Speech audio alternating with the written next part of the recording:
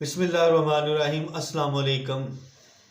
मैं मोहम्मद आसम शाकर और आप देख रहे हैं डेली हेल्थ आइडिया। चेहरा रोशन, शाइयाँ ख़त्म। औरतों के लिए ख़ास तोहफा, मर्द भी इस्तेमाल कर सकते हैं। 1 चम्मच नारियल का तेल, 1 चम्मच बादाम का तेल, जिसे आम लफ्ज़ों में बादाम रोगन भी कहते हैं।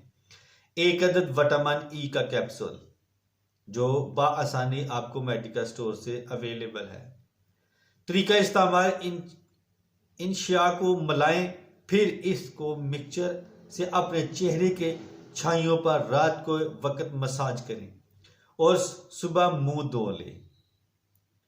ये अमल बाकायदा करने से न सिर्फ छाइयाँ ख़त्म हो जाएंगी, बल्कि इससे आपका चेहरा खूबसूरत नजर आएगा।